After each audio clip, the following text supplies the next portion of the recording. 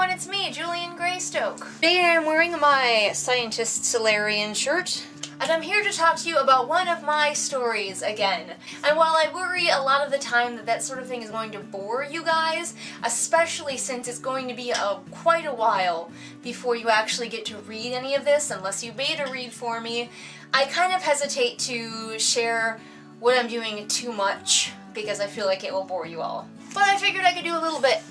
So, today we are going to be talking about the game. That's the working title, it needs a new title, I haven't thought of one yet, and specifically the species, the alien species that I am coming up with for this story. Now, some of you may know already that the game was originally a Mass Effect fan fiction, but don't panic, this isn't a 50 Shades of Grey type situation. All I did was take the species from Mass Effect and use them in my own sort of world, in my own story, so all I really have to do is go back through and change a lot of the details about the species. I'm not going to tell you which species I've changed over, which is which. We'll see if you can guess if you're familiar with Mass Effect. Some of them are probably going to be a little more obvious than others. I thought I would just go through and show you and share with you what I have about all of these species so far. None of this stuff is 100% final.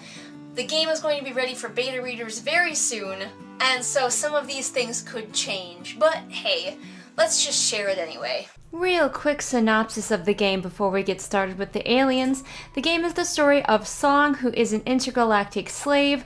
She has been brought up to be the best slave she can be by her masters. However, one day they sell her to be a competitor in the game. A large gladiatorial type fight where she and a small team of other misfits must struggle weekly to survive and to try eventually to escape. When our story begins, Song hates making ripples, but by the end she's going to have to learn to make waves. So the first alien that I would like to talk about is a species called the Mu, M-U-U. The Mu are a species that live outside of sort of civilized territory, I guess you could say, and they keep a lot of different species as slaves. In Mu culture, it is considered taboo to show a lot of emotion, and so they are very straight-faced at all times. And only if you are an expert at reading their body language can you tell what emotion they are expressing. But the Mu also value entertainment. However, it is not like the entertainment that we have in our world today, because also in their culture they don't believe in faking anything. So they can't have like soap operas and stuff because those emotions are all fake. So instead, they have this thing called the game in which they put slaves into this battle and watch them fight it out. It is a little bit more like the gladiatorial games of old, where death matches are actually more rare. In reality, the point is to injure your opponents because slaves are expensive and they don't want to have to keep replacing them. However, the Mu will hold a death match if they feel like the slaves are getting out of hand. The Mu live on a jungle planet where the weather is extreme and there are very few bodies of water, and the Mu value nature and natural beauty and their jungle, so they live in the jungle and don't sort of bulldoze it like we do here on Earth. And as you saw from the image, the Mu are very interesting looking. Their head coverings are white but all have a certain colored trim that signify what their status is, with gold trim being very high status. We see a few gold trim game makers in the story. And the last thing is that the Mu do not have separated fingers and they don't have opposable thumbs, and they use this thing called prism, which is an ability to sort of harden light. This is what I have written down so far. They lock photons together so they become like a solid object. So that's kind of what it is, but they use prism to interact with the world, but they are very, very powerful with it. They are the most powerful prism users. Other species can use prism, but the Mu are very powerful at it. That's pretty much all I have for the Mu, at least so far. Next, we have the Nar. The Gnar are feline-esque and mammalian. They have similar secondary sex characteristics to humans, one of the few species that do. However, you may also notice that they have horns. Some have only 2 horns and some have 4. The Gnar also have either stripes or spots on their skin. However, their skin is not furry, it's just kind of leathery. The Gnar are a very widespread species, and they were the ones to make first contact with humans. The Gnar now live alongside humans in many of their colonies. However, there are a lot of different clans amongst the Gnar. So if you interacted with one clan, it's not going to behave the same as another clan. There are very large clans, there are very small clans, there are warlike clans, friendly clans, all over the place. But one thing is true of all of them, their motto is clan before blood, which means that any Gnar should be loyal to their clan before anything else. Clan is a bit subjective, however, and so a Gnar could choose to call a group of friends his clan and be loyal only to them, or call an entire colony his clan. So there's clans within clans. It's kind of complicated, but that's okay. You don't have to worry about it. You're not Gnar. The Gnar have a human-like lifespan. I forgot to mention that the Mu have a long lifespan, but the Gnar have a human-like lifespan, and it is common for them to have 2 children, although they can have more than that. That's just sort of the societal norm for them. They also practice at adulthood body modification, such as tattoos or piercings. I have some more things, but we'll leave that for when you actually read the story, if you do. And we'll move on to the next species, that is the Visi. The Visi tend to be around 5 foot to 5 foot 5 inches tall. They look very similar to each other. Their skin is jet black, and the males and females basically look identical. The Visi are often called gremlins, which is kind of a slur, by human traders and such because they like to stow away on ships of other species to get from place to place. They are incredibly good at hiding aboard these ships and also incredibly technically savvy.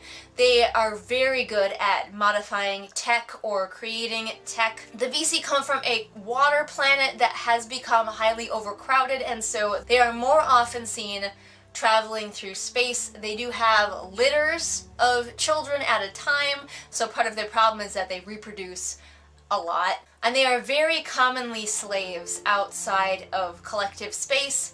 The collective is something that we'll worry about some other time. But outside of collective space, they are very commonly slaves because they are so easy to come by, and they're sort of cheap because there's so many of them. Okay, moving on, we have the Bharathi. The Bharathi are a rare species to be seen outside of their homeworld, and no one is even entirely certain where that homeworld is. The Bharathi have brightly colored skin, and they are more like an avian species. Not only do they have like brightly colored patches all over their skin, but they also have feathers on their head going down their arms and their legs. If not trimmed, these feathers can grow quite long and are also very brightly colored and beautiful. No 2 Bharathi look quite alike. They are short, densely muscled, and have fast metabolisms. They also have eidetic memories. Because they are a prey species on their planet, they are able to memorize things and retain them very easily. This allows them to escape and hide from their predators. But this kind of thing can come in really handy in the arena, let me tell you. Not only does it allow them to memorize an opponent's fight moves very quickly, but it also lets them memorize if you're, say, stuck in a maze, which way you came. So that's the Bharathi. Next we have the Callgar. The Callgar are very interesting, and I quite like them. They were a race created by another race that we're going to learn about in a second called the Venitrasa. The Callgar were created for war. They were genetically created to fight one of the large Gnar clans that was at war with the Venitrasa at one point. The Venitrasa were tired of losing their own people, and so instead they used their scientific knowledge to create the Callgar, who are these giant, hulking lizard people. The average height for them is about 7 feet tall. They are dinosaur-like almost. Very muscular, with incredibly thick skin and a fast healing factor, so they are very difficult to kill. They're also not stupid. They're not a big dumb soldier race. They are very clever and tactical, and they also live an incredibly long time. However, When the war was over, the Venitrasa realized that they had created an entire sapient species, and even they were not such assholes that they were going to just destroy the Callgar, so instead they gave them their own planet. It's a shitty planet. It's covered in radiation and lava. But because the Callgar are so durable, they can live there and even thrive there. The other problem that they had was that they were only male Callgar. The Venitrasa saw no need to create any other genders when they were just using them to fight. However, now that they were given their own planet, the Venitrasa created females for them.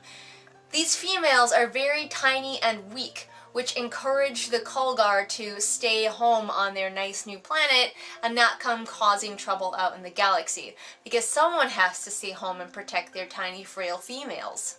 But I love the Callgar, and they are a really fun species to write, so look out for more of them in my book. Next we have the Venitrasa. They are the people who created the Callgar. The Venitrasa also have great prism abilities, not maybe as good as the Mu, but still good. Jane was here and then he left. They have gray skin, large eyes, and tentacles on their heads which will flare out when they're using their prism abilities. The Venitrasa have 4 sexes. I'm still determining kind of how each of the different sexes looks, because right now the main character of the book doesn't even really know how to tell them apart, so I'm still getting to that part of it. When we get there, we'll get there, but it is probably going to have to do something with their height, their musculature, and the length of their head tentacles. They are a very intelligent and very powerful and very proud race, and so it is difficult to keep them as slaves, so they are really only used in the arena fights and never as household slaves for the Mu. And finally, the last race in my list, which are known as the Rikki. The Rikki are an insectoid race, and they tend to be slavers. They are the ones who bring the Mu slaves for their arena. The Rikki are generally disliked pretty much everywhere they go, and they tend to be kind of unscrupulous and not nice people. The Rikki have 4 arms and have a difficult time speaking the galaxy common language because they don't have tongues. They only have mouth parts, but they manage. Reproduction and sexuality are not glorified in their culture. They just have sex to reproduce. That's it. No big deal is made of it. They're a little bit disorganized as a people, and even though they breed pretty quickly and can use swarm tactics to attack, they're often in conflict with each other, and they don't unify or organize like, say, the Nar would, so they're not really a galactic threat. Instead, they tend to be pirates, terrorists, and slavers. Tend to be. Also, they wouldn't mind killing and eating a human if, you know, the chance arose. Wouldn't be a problem for them. They kind of look down on all other races just as the other races look down on them, so it's sort of a mutual hatred all around on the part of the Rikki. Those were the species that I have been working on for my book, The Game. Does any of that sound interesting to you? Is there anything that you want to see more fleshed out? Is there anything that seems really cliched that I should maybe do something about? Maybe I will. Comment below and let me know. As you all know, I post videos here Mondays and Fridays. All the links to my social media are in the doobly-doo for ease of clicking. As always, if you liked what you saw here, you liked my face or something, I don't know, but you wish it was higher quality, you can support me on Patreon. All of the donations on Patreon I will be putting towards getting myself some better equipment, which I desperately need. And I will see all of you guys again next time with whatever it is I happen to be doing next time. Bye! What's up, everybody? It is shout out time. Time to shout out to my very first patron, Kim. And if you want to be cool like Kim, become a patron over on Patreon.